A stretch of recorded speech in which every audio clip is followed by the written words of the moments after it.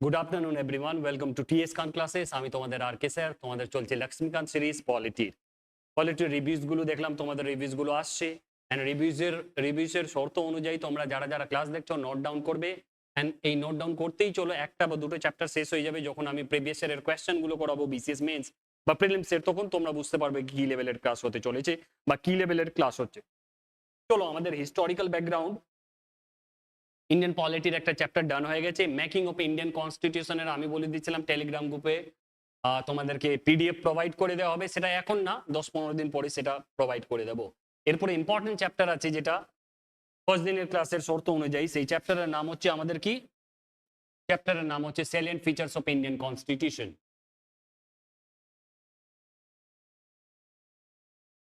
Salient features of Indian Constitution.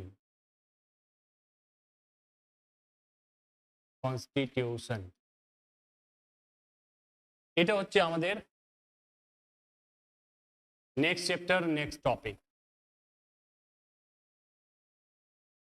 ঠিক আছে,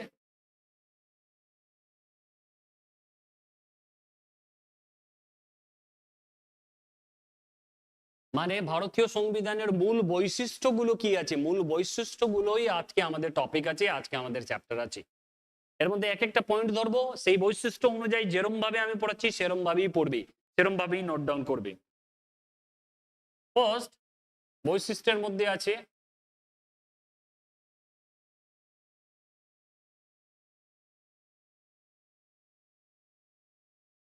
first বৈশিষ্ট্যের মধ্যে আমি বলতে পারি তোমাদেরকে, ফার্স্ট বৈশিষ্ট্যের মধ্যে আছে sources. Sorry,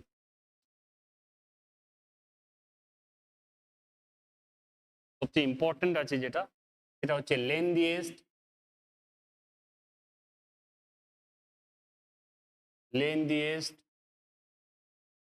written constitution।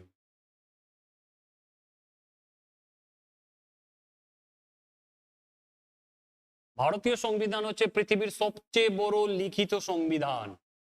Written মানে লিখিত, লেন্দিয়েস্ট মানে সবচেয়ে বড় লিখিত সংবিধান। কেন কেন ভারতীয় সংবিধান এত বড় বা লিখিত সংবিধান?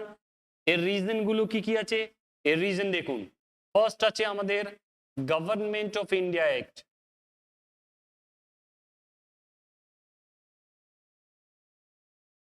গভর্নমেন্ট অফ ইন্ডিয়া অ্যাক্টে যে জিনিসগুলো আছে তার জন্য আমাদের ভারতীয় সংবিধান সবচেয়ে বড় পৃথিবীর লিখিত সংবিধান। গভর্নমেন্ট অফ ইন্ডিয়া অ্যাক্ট কবেকার? 1935। ঠিক আছে, পরেরটা হচ্ছে আমাদের জিওগ্রাফিক্যাল লোকেশনস।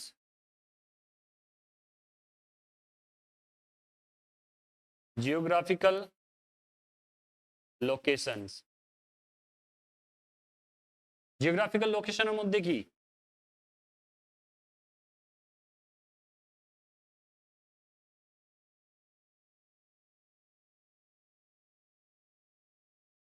এটা আমাদের ভারতবর্ষ, হাইপোথেটিক্যালি ধরে নাও এই ভারতবর্ষের এই জায়গা থেকে এই জায়গা, এই জায়গা থেকে এই জায়গা, পুরোটা ভারতবর্ষের জন্য একটাই কনস্টিটিউশন, ওয়ান সিঙ্গেল কনস্টিটিউশন আছে। সেই জন্য এটা জিওগ্রাফিক্যাল লোকেশনের জন্য, এত বড় দেশের জন্য একটাই সংবিধান, সেই জন্য পৃথিবীর সবচেয়ে বড় সংবিধান এটা। তার সাথে সাথে লয়ার্স মানে ভারতবর্ষের যে কনস্টিটিউয়েন্ট অ্যাসেম্বলি ছিল, কি ছিল ভারতবর্ষের? বললাম আমি constituent assembly.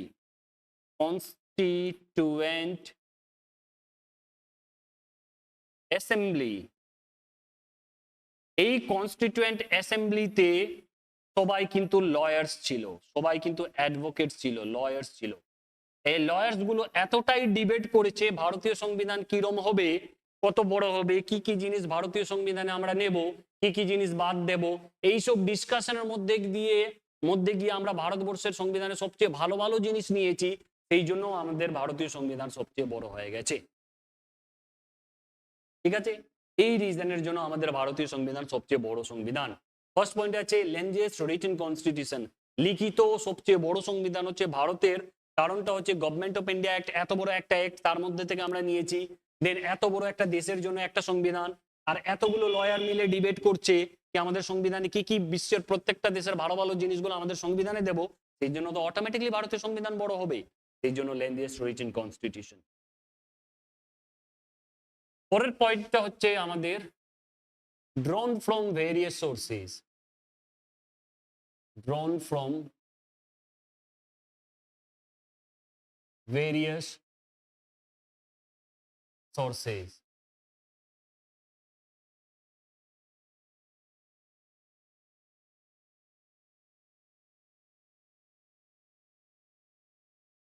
drawn from various sources এর মধ্যে সবচেয়ে ইম্পর্টেন্ট আমাদের হচ্ছে আমরা ransackking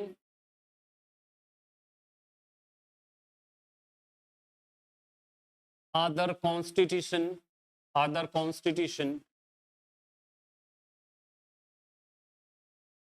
কোথাকার, পুরো বিশ্বের ওয়ার্ল্ডের ভালো ভালো দেশের ভালো ভালো কনস্টিটিউশনকে র্যানস্যাক করেছি।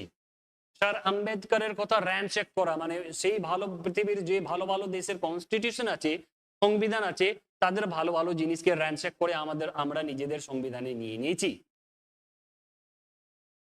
দেন তার সাথে কি, তার সাথে আমাদের আছে কি ভেরিয়াস সোর্সের মধ্যে আমরা কোত্থেকে সোর্সগুলো নিয়েছি, আইরিশ কনস্টিটিউশন থেকে নিয়েছি, ইউকের কনস্টিটিউশন থেকে নিয়েছি, জাপানের কনস্টিটিউশন থেকে নিয়েছি, ইউএস এর কনস্টিটিউশন থেকে নিয়েছি, দেন তারপরে জার্মানির কনস্টিটিউশন থেকে নিয়েছি, অনেকগুলো কনস্টিটিউশন থেকে অনেকগুলো ব্যাপারগুলো আমরা নিয়েছি। সেই জন্য আমাদের কনস্টিটিউশনের সোর্সটা হচ্ছে ভেরিয়াস। বুঝে গেলেন? স্যার বি আর আম্বেদকর পৃথিবীর প্রত্যেকটা দেশকে ভ্রমণ করেছিলেন, প্রত্যেকটা দেশ থেকে ভালো ভালো জিনিস র্যানশেক করে আমাদের কনস্টিটিউশনে বসিয়েছেন, আমাদের কনস্টিটিউশন লেখার সময় ঢুকিয়েছেন। সেই জন্য আমাদের সোর্সটা হচ্ছে অনেকগুলো source.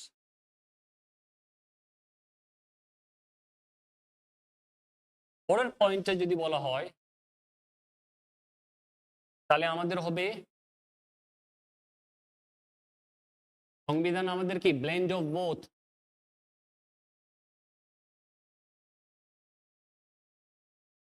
flexibility and rigidity, flexibility and rigidity.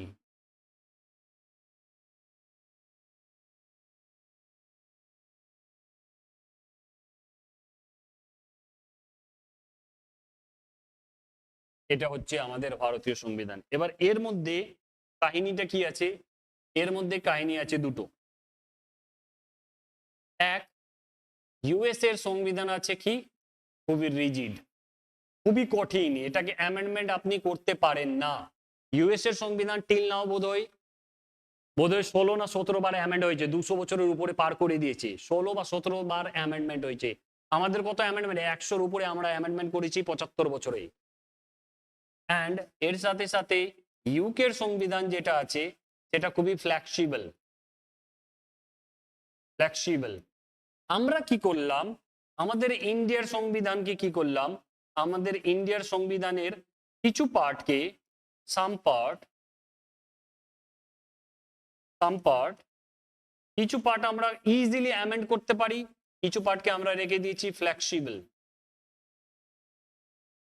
And কিছু পার্ট সাম পার্ট এটাকে আমরা রেখে দিয়েছি রিজিড। বুঝে গেলেন? ভারতীয় সংবিধানের কিছু পার্টকে তুমি ইজিলি অ্যামেন্ড করে দিতে পারো, সংশোধন করে দিতে পারো। এন্ড ভারতীয় সংবিধানের কিছু পার্টকে তুমি ইজিলি সংশোধন করতে পারো না, সেখানে তোমাকে এই যে রিজিডের ব্যাপার আছে, এক্ষেত্রে তোমাকে 50% ভোট লাগবে, তার সাথে সাথে 2/3 present and voting, present plus voting, P for present, V for voting. এটা রিজিডের ক্ষেত্রে খুবই টাফ সিচুয়েশন। যে কোনো কনস্টিটিউশনাল অ্যামেন্ডমেন্ট করার ক্ষেত্রে সিএএ যেগুলো হয় সেক্ষেত্রে এই রিজিড পার্টগুলো হয় এন্ড সিম্পল মেজরিটির মাধ্যমে। ফ্লেক্সিবল মানে হচ্ছে সিম্পল মেজরিটি, মানে যতজন মেম্বার প্রেজেন্ট আছেন তারাই গিয়ে ভোট ইলেকশন করবেন, সেটাই ফ্লেক্সিবল হয়ে যাবে। খুব সুন্দর করে বুঝিয়ে দিচ্ছি, হয়তো তোমাদের অসুবিধা হবে। এটা হচ্ছে আমাদের পার্লামেন্ট, এটা হচ্ছে এলএস, এটা হচ্ছে আরএস, ঠিক আছে। আর পার্লামেন্টের একটা পার্ট আপনারা জানেন যে প্রেসিডেন্ট, প্রেজ মানে প্রেসিডেন্ট। তাহলে ধরুন আজকে দিন কি আছে, আজকে দিন আছে স্যাটারডে। স্যাটারডে হাইপোথেটিক্যালি ধরে নিন আজকে 11 AM, হাইপোথেটিক্যালি বলছি, কল্পনা করুন আপনারা। আজকে রাজ্যসভায় মেম্বার এসছে 90 জন, লোকসভায় মেম্বার এসছে 130 জন, ঠিক আছে। যদি এবার সংবিধান সংশোধন করেন, তাহলে এই রাজ্যসভার যে মেম্বার আছে এর মধ্যে আপনাকে, রাজ্যসভার যে মেম্বার আছে এর মধ্যে আপনাকে ম্যাক্সিমাম মেম্বারকে ইয়েস বলতে হবে কোন সংবিধান সংশোধনের ক্ষেত্রে, মানে সিম্পল মেজরিটির মাধ্যমে, সিম্পল মেজরিটির মাধ্যমে, সিম্পল মেজরিটির মাধ্যমে। তাহলে ম্যাক্সিমাম আমি ধরে নিলাম কত, 60 জন। এখানে এই 90 জনের মধ্যে 60 জন বলল ইয়েস, এন্ড এই 130 জনের মধ্যে আর 90 জন বলল ইয়েস। তাহলে যে বিলটা পাস করানোর কথা, এই বিলটা এখান থেকে পাস হয়ে এখানে, এন্ড এই বিলটা এখান থেকে পাস হয়ে প্রেসিডেন্টের কাছে যাবে, প্রেসিডেন্ট সিগনেচার দেবেন, দেন এটা হয়ে গেল অ্যাক্ট। এটাকে বলে সিম্পল মেজরিটি, এটাকে বলে সিম্পল মেজরিটি। এই পার্টটাই যে সিম্পল মেজরিটির মাধ্যমে হবে সেটা হচ্ছে ফ্লেক্সিবল। রিজিডিটি মানে কি, সেম সিচুয়েশন। রিজিডিটি মানে দিয়ে দিচ্ছি আপনাদেরকে,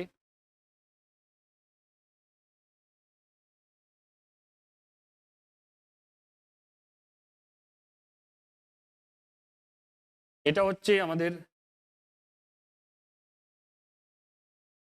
এটা হচ্ছে এলএস লোকসভা, এটা হচ্ছে আরএস রাজ্যসভা।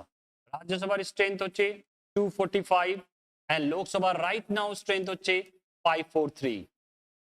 এবার যে কোনো কনস্টিটিউশনাল অ্যামেন্ডমেন্ট, সিএএ ধরে নাও, constitution CABs, constitution amendment bill, এই বিলটা পাস হলেই, এটা পাস হলেই দেন এর নামই হয়ে যায় সিএএ, কনস্টিটিউশনাল অ্যামেন্ডমেন্ট অ্যাক্ট, ঠিক আছে। এবার পাস করাবে, ধরে নাও বিজেপি গভর্নমেন্ট এটাকে পাস করাবে, বিজেপি পার্টি এটাকে পাস করাবে, ঠিক আছে। তারা কি করলো, নিয়ে আসলো ভোট, এখানে 545 এর মধ্যে এদের মধ্যে 50% কে ইয়েস বলতে হবে। এর মধ্যে 50% যদি করেন তাহলে কত হবে, 540 এর 50% মানে 200 করি, 221 ধরে নিন, দেন 50% হয়ে যাচ্ছে 222 করে দিলাম আমি। 222 জনকে ইয়েস বলতে হবে ফার্স্ট। এখানে 245 এর 50%, 242 এর 50% কত হচ্ছে, তাহলে এখানে হচ্ছে 122 করে, মানে 123 জনকে এখানে বলতে হবে ইয়েস। বুঝে গেছেন যে 123 জনকে এখানে ইয়েস বলতে হবে, 222 জনকে এখানে ইয়েস বলতে হবে, মানে সাপোর্ট করতে হবে বিলকে। দেন এটা হচ্ছে একটা টার্ম, এর সাথে আরো একটা টার্ম আছে 2-3 প্রেজেন্ট ইন ভোটিং, কি আছে পিএনভি। এটা মূল মেন স্ট্রেংথের বললাম, কিন্তু আজকে স্যাটারডেতে, আজকে এখানে 545 জন তো টোটাল স্ট্রেংথ, আর 245 তো টোটাল স্ট্রেংথ রাজ্যসভার, কিন্তু আজকে এখানে এসছে আর 220 জন, আর এখানে এসছে 160 জন ধরে নাও। তাহলে এই 160 জনের 2/3% কে ভোট দিতে হবে, 220 জনের 2/3% কে ভোট দিতে হবে। এরা প্রেজেন্ট এন্ড ভোটিং করবে, যতজন প্রেজেন্ট আছে তারা ভোট দেবে, তার সাথে সাথে এই 50%, এরা সম্পূর্ণ প্রক্রিয়া কমপ্লিট হয়ে গেলে দেন প্রেসিডেন্টের কাছে যাবে, প্রেসিডেন্ট যদি সিগনেচার করে দেয় দেন সেই বিলটা পাস হয়ে যাবে, এই বিলটা হয়ে যাবে কনস্টিটিউশনাল অ্যামেন্ডমেন্ট অ্যাক্ট। একটা এক্সাম্পল দিলাম, অনেক জিনিসই আছে যেটা কিনা এই আমাদের রিজিড ফর্মের মাধ্যমে পাস করতে হয়।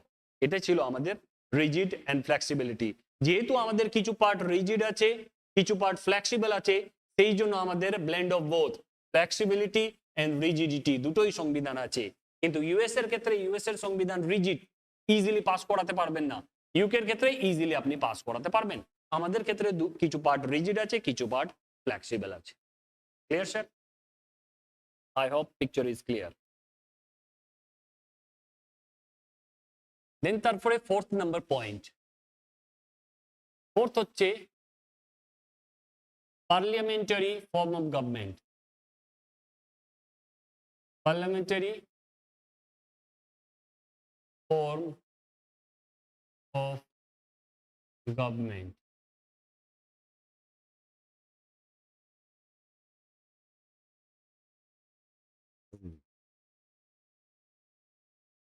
পার্লামেন্টারি ফর্ম অফ গভর্নমেন্টের মধ্যে ফার্স্ট কি, ফার্স্ট হচ্ছে পার্লামেন্টারি ফর্ম অফ গভর্নমেন্টের মধ্যে একজন নমিনাল হেড থাকবেন, নমিনাল হেড থাকবেন, আর একজন থাকবেন কি real head, real head and nominal head. আপনি বলবেন স্যার বুঝলাম না real head and nominal head. Nominal head আমাদের প্রেসিডেন্ট আছেন, নামের জন্য যিনি হেড আছেন তিনি প্রেসিডেন্ট, কিন্তু কাজের জন্য যিনি হেড আছেন তিনি হচ্ছেন কি প্রাইম মিনিস্টার।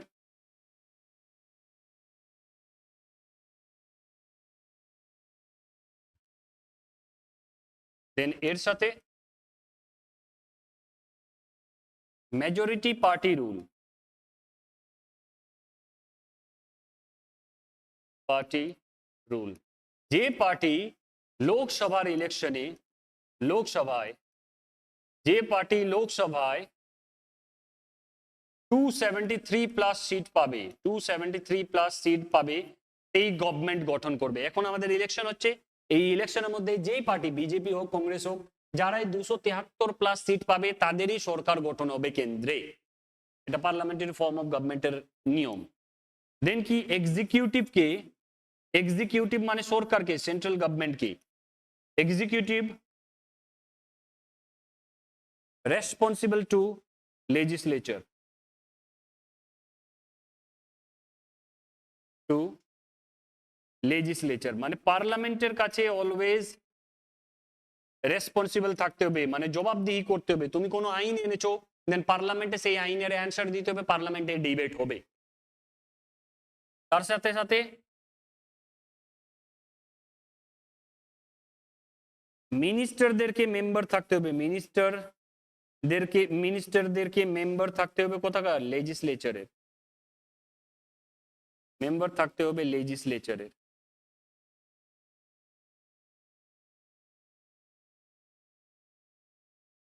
ডিসলিউশন থাকতে হবে, ডিসলিউশন, ডিসলিউশন মানে যদি আপনার মেজরিটি না থাকে দেন আপনি হেরে যাবেন। ডিসলিউশন অফ লোকসভা বা লেজিসলেটিভ অ্যাসেম্বলি বলতে পারেন আপনারা, আমাদের যে একটা এক একটা স্টেটের হয় লেজিসলেটিভ অ্যাসেম্বলি। এটা হচ্ছে আমাদের পার্লামেন্টারি ফর্ম অফ গভর্নমেন্টের নিয়ম। যে কোনো পার্লামেন্টারি ফর্ম অফ গভর্নমেন্টে একটা স্টেটের ক্ষেত্রে যদি বলো তাহলে গভর্নর আছে, চিফ মিনিস্টার আছে, দেশের ক্ষেত্রে বলো প্রেসিডেন্ট আছে, প্রাইম মিনিস্টার আছে। এক্সিকিউটিভকে অলওয়েজ লেজিসলেচারের কাছে রেসপন্সিবল থাকতে হবে। সেই পার্টি সেন্ট্রাল গভর্নমেন্ট ফর্ম করবে যার 273 প্লাস সিট আসবে। দেন এই মিনিস্টার গুলো অলওয়েজ লেজিসলেচারের পার্ট থাকবে, লেজিসলেচারের মেম্বারশিপ থাকতে হবে, পার্লামেন্টের মেম্বারশিপ থাকতে হবে, নাহলে আপনি মিনিস্টার থাকতে পারবেন না। দেন ডিসলিউশন অফ লোকসভা, যদি আপনার কাছে মেজরিটি না থাকে দেন আপনার সরকার ফল হয়ে যাবে, সরকার পড়ে যাবে, অন্য কেউ সরকার গঠন করবে। এটা ছিল 4 নম্বর পয়েন্ট ট্যালেন্ট ফিচারের মধ্যে। ট্যালেন্ট ফিচারের মধ্যে দেখেন first point lengthiest written constitution কেন ছিল বলে দিলাম। Second point drawn from various sources, এই জিনিসটা বলে দিলাম। থার্ড ছিল blend of both flexibility and rigidity, rigidity flexible মানে কি সেটাও বলে দিয়েছি আপনাদেরকে। দেন ফোর্থ ছিল পার্লামেন্টারি ফর্ম অফ গভর্নমেন্ট, সেটাও আমি বললাম। Fifth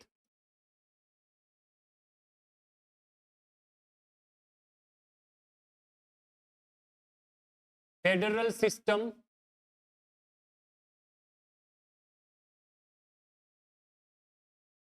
with unitary bias,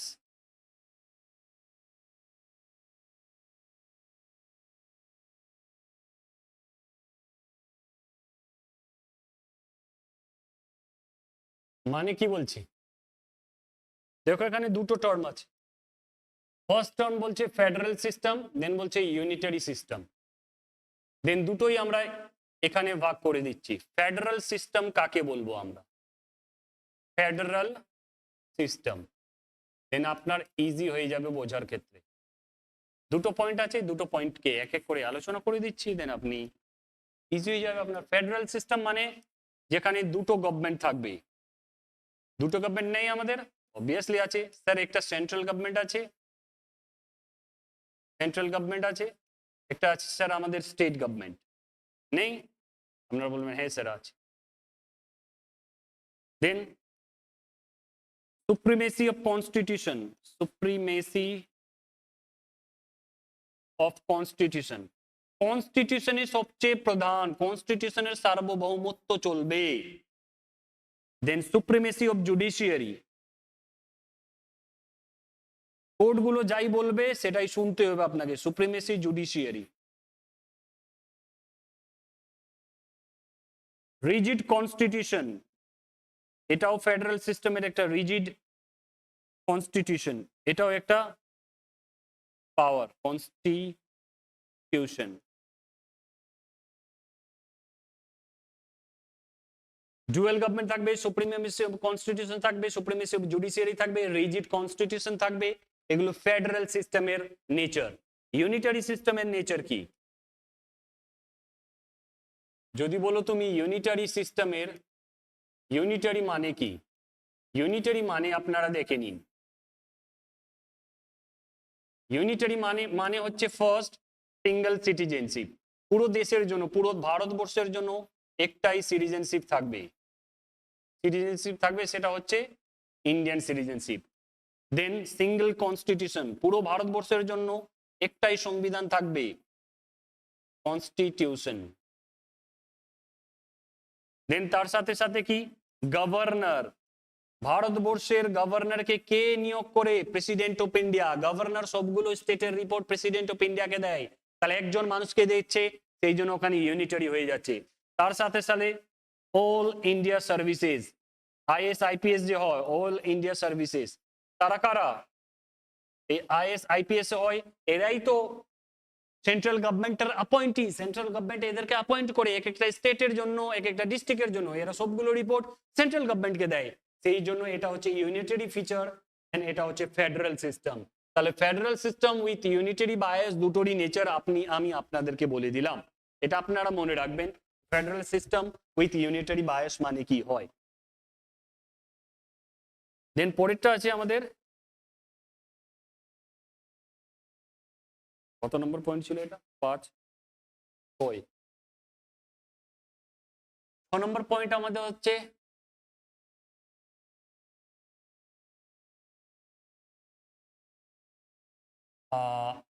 fundamental rights.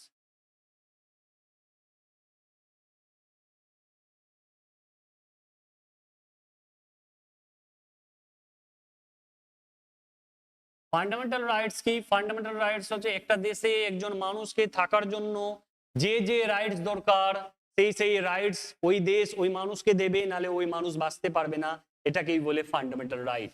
এটা আছে আমাদের part 3 of the Indian constitution. Part 3 of Indian constitution আছে কত নম্বর থেকে? আর্টিকেল আর্টিকেল 12 থেকে 35 নম্বর আর্টিকেলে এই ফান্ডামেন্টাল রাইট দেওয়া হয়েছে। এই ফান্ডামেন্টাল জাস্টিসিয়েবল, জাস্টিসিয়েবল মানে কি? জাস্টিসিয়েবল, ভারতবর্ষের কোন মানুষ, ধরে নাও এটা আমাদের ভারতবর্ষ,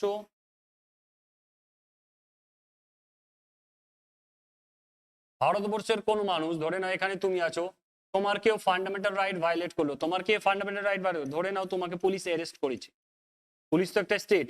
দেন এই অ্যারেস্ট যদি ইললিগাল হয়, আরবিট্রারি হয়, আরবিট্রারি বলা হয় কনস্টিটিউশনের ভাষায়, দেন তুমি কলকাতা হাইকোর্টে আসতে পারো,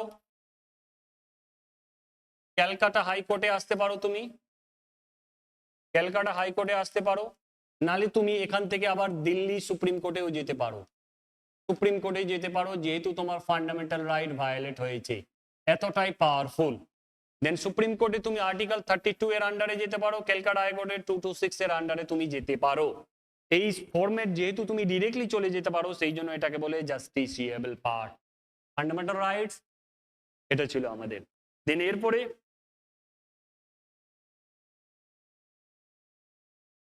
7 আছে আমাদের ডিপিএসপি, ডাইরেক্টিভ প্রিন্সিপালস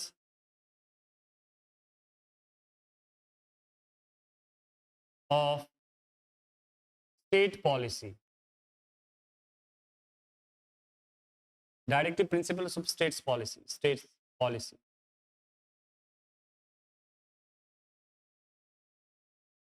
এটাকে ডিপিএসপি বলা হয়। এটা কি?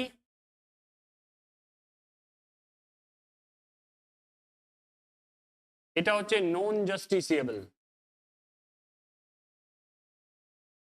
নন জাস্টিসিয়েবল, এটা যদি এটা নন জাস্টিসিয়েবল, এটা যদি কেউ ভায়োলেট করে দেন সেই জন্য আপনি কোনোদিনও কোর্টে যেতে পারেন না। এর তিনটে টার্ম থাকে। একটা আছে গান্ধিয়ান, যখন পড়াবো তখন বুঝতে পারবেন, এখন আপাতত যেহেতু ফিচার্স পড়াতে হচ্ছে। দেন তারপরে আছে সোশ্যালিস্ট, দেন তারপরে আছে লিবারাল ইন্টেলেকচুয়াল। লিবারাল ইন্টেলেকচুয়াল, এটা হচ্ছে DPSP, directive principle of states policy. মানে ডিপিএসপি বলা হচ্ছে ভারতবর্ষের সেই পলিসিগুলোকে কি যেদিন ভারতবর্ষ হিউজ অ্যামাউন্ট, আজ থেকে ধরে নাও আজকে 1950 সাল আছে, আজকে আমাদের কনস্টিটিউশন এসে গেছে, দেন আজ থেকে 100 বছর পরে ভারতবর্ষ তো ডেভেলপ করবে, ভারতের লিটারেসি, ভারতের শিক্ষা ব্যবস্থাও ডেভেলপ করবে, ভারতীয় মানুষরা শিক্ষিত হয়ে যাবে। সেক্ষেত্রে এই পলিসিগুলো এক এক করে ভারতীয় কনস্টিটিউশনের আন্ডারে আপনি আইন বানিয়ে রেখে নেবেন। এগুলো যেহেতু খুবই ইম্পর্টেন্ট পলিসি, এই পলিসির মধ্যে কি আছে, কিছু কিছু জিনিস আছে গান্ধিয়ান ভাব দ্বারায়, কিছু কিছু জিনিস আছে সোশ্যালিস্ট ভাব দ্বারায়, কিছু কিছু জিনিস আছে লিবারাল ইন্টেলেকচুয়াল, যেখানে কোনো ধর্মের ব্যাপার নেই, লিবারাল মানুষ হলে ইন্টেলেকচুয়াল মানুষ যেগুলো করে থাকে সেই জিনিসগুলো আমাদেরকে অ্যাপ্লাই করে নিতে হবে। চলো আজকে এই অবধি থাকবে। তোমরা তোমাদের ভ্যালুয়েবল কমেন্টস এন্ড রিভিউজ গুলো কমেন্ট সেকশনে জানাও, এন্ড ক্লাস নোটস করতে থাকো, ক্লাস শেয়ার করো, সাবস্ক্রাইব করো, এন্ড প্লিজ প্লিজ তোমরা এই জিনিসটা শেয়ার করবে যেহেতু তোমাদের জন্য খাটছি। তবে ভালো থেকো, সুস্থ থাকো, হ্যাভ এ গুড ডে।